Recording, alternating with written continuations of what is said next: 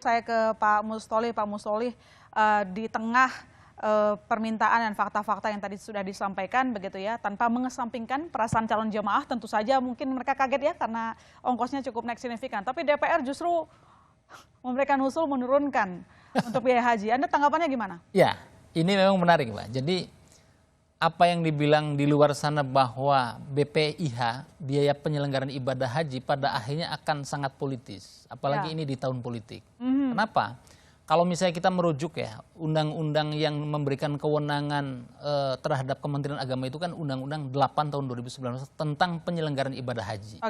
Jadi berapapun yang diusulkan oleh Pak Arsyad atau Pak Menteri Agama begitu ya, dan jajarannya, itu pada akhirnya harus disetujui oleh DPR.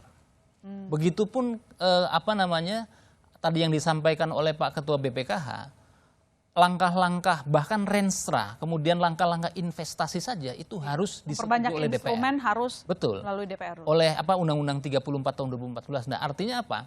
Akhirnya kemudian yang meracik itu kan ada di Senayan sana. Maka saya kira ketika kemudian ada wacana yang didorong oleh Komisi 8, banyak saya melihat juga banyak yang tidak setuju dengan konsep yang dibawa oleh Pak Menteri.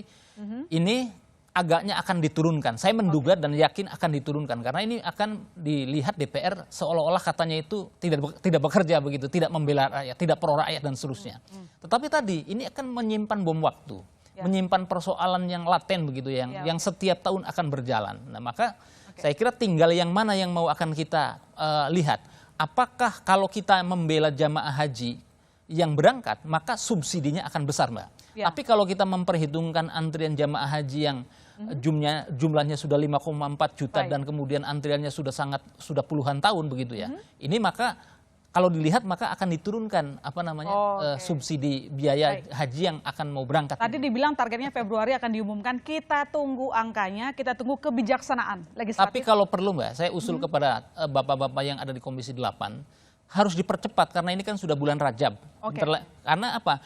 Jika kemudian turun sedikit pun kita harus memberikan spare waktu kepada jamaah haji yang mau berangkat untuk mempersiapkan, untuk memberikan kelonggaran waktu yang lebih luas begitu, Mbak. Oke, baik. Terima kasih, Pak. Nanti kita lanjutkan lagi. Saudara tetap bersama kami di Business Talk.